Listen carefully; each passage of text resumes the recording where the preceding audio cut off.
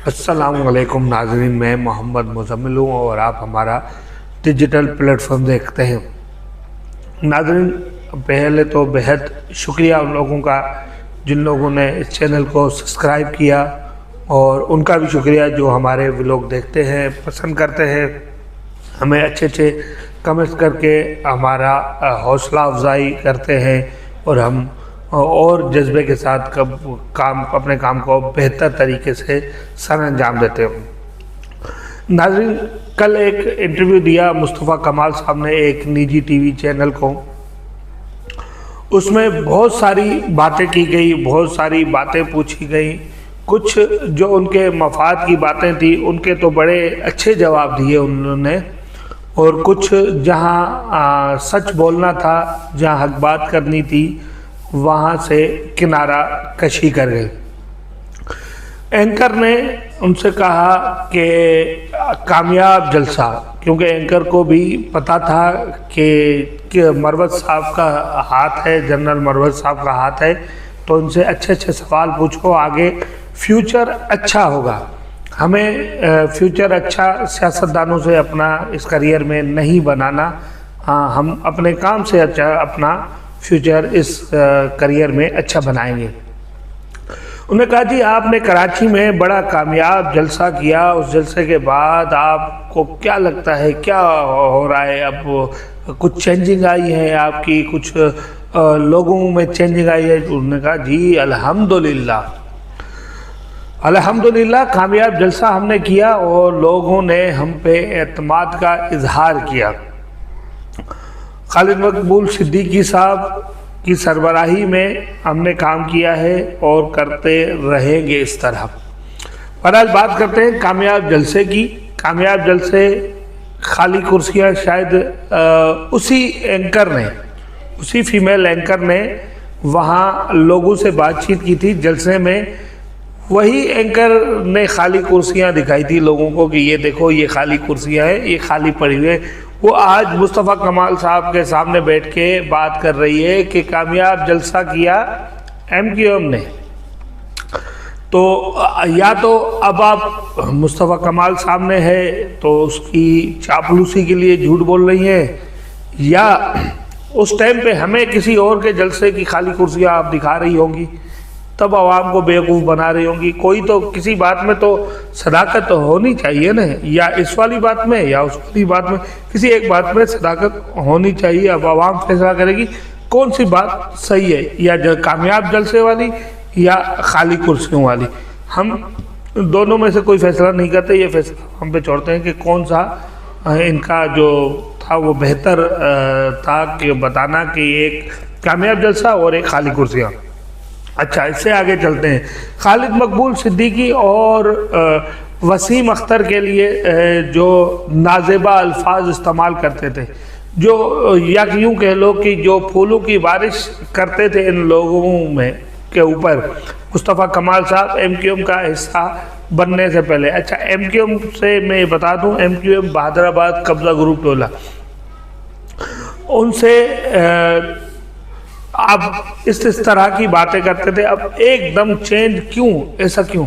उन्हें फिर वही पुराना अल्फाज दोहराया जो उन्होंने वसीम बादामी और दीगर प्रेस कॉन्फ्रेंस में कहा कि जी हम मुनाफिक नहीं हैं, हम मुफाहमत की सियासत कर रहे हैं, मुनाफिकत की सियासत नहीं कर रहे।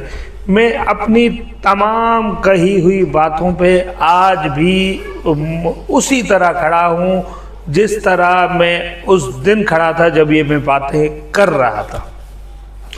मेरे बारे में भी वसीम अख्तर ने, इनने सबने बहुत तल्ख ज़बान इस्तेमाल की। सिर्फ मैंने वहाँ से बैठ कर नहीं की, यहाँ से भी की। जी, एक तल्ख ज़बान इस्तेमाल करना मुस्तफ़ा कमाल साहब अलग चीज़ होती है।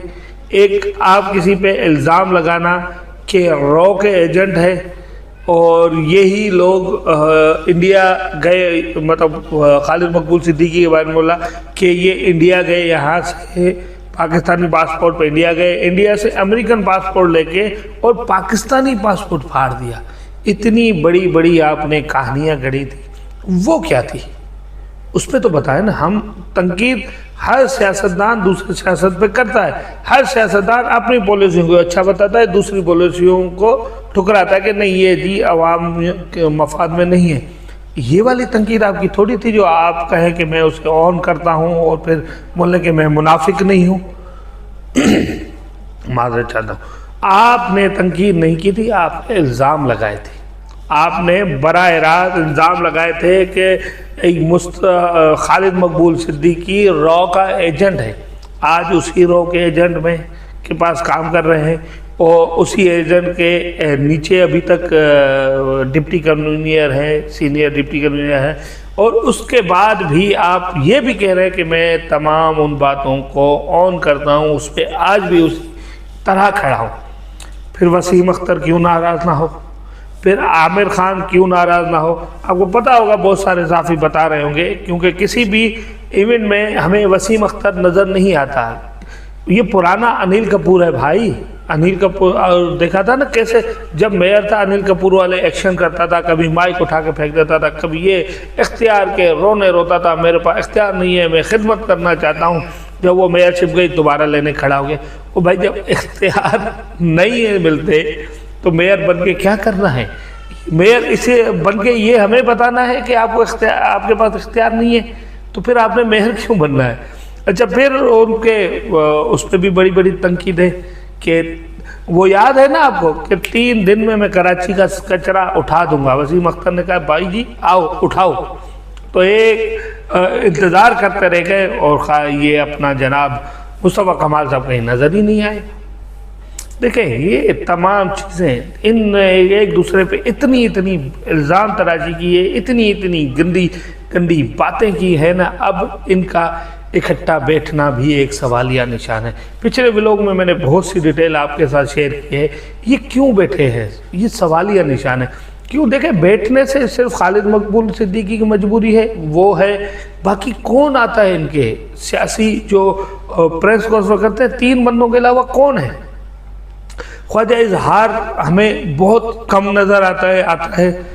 आमिर खान आउट, वसीम अख्तर आउट, बहुत से नाम हैं आउट हो चुके हैं। सिर्फ 3 नाम अब थोड़ी चहल पहल में नज़र आते हैं, जिनमें से एक खालिद मकबूल सिद्दीकी, मुस्तफ़ा कमाल, फारूक सत्तार का भी बता दिया कि वो अलग धड़े में चला गया है। और मुस्तफ़ा कमाल साहब तो वो तो पूरा कब्ज़ा करने के चक्कर में आया है, क्योंकि मरवत साहब का ख़ास हाथ भी उसी के ऊपर है। और टसूरी साहब भी फारूक सत्तार की चैन में है, क्योंकि वो गवर्नर बनने के बाद उनकी थोड़ी मजबूती है। और रही खालिद मकबूल सिद्दीकी, वो तो बस राह देख रहे हैं कि कहाँ राह मिले मुझे कि मैं अमेरिका जाऊं, वहाँ इलाज कराऊं, इलाज के बाद फिर आपको पता है जितने भी पाकिस्तान से लोग भागते हैं वो इलाज का ही बहाना लगा के भागते हैं। एक बीमार हमारा पहले ही बैठा हुआ है, लंदन में भी बैठा हुआ है, एक अमेरिका में भी हमारा बीमार बैठ जाएगा, तो हमें कोई मसला नहीं। ये मुझे तो लगता है ये सारे बीमार चले जाएं पाकिस्तान से, तब जाके पाकिस्तान सब आएगा। ये तो रुक के जा रहे हैं ना, बोलने थोड़ा बच गया है, थोड़ा और निचोड़ ले अवाम की जिस्मों से खून, फिर निकलेंगे आराम से सुकून से। बस नाज़रीन यही है इनके हाल अहवाल के। ये बाप से गद्दारी करने के बाद इनके हालात अब क्या से क्या हो गए, बद से बदतर होते जा रहे हैं ये लोग। इंसानियत ख़त्म हो गई। बाप को घर से निकालने के बाद बेटे बड़े फ़ख्र से बता रहे हैं कि हमने बाप को घर से निकाल दिया। क्या रखिएगा अपना, अल्लाह ने के बाद।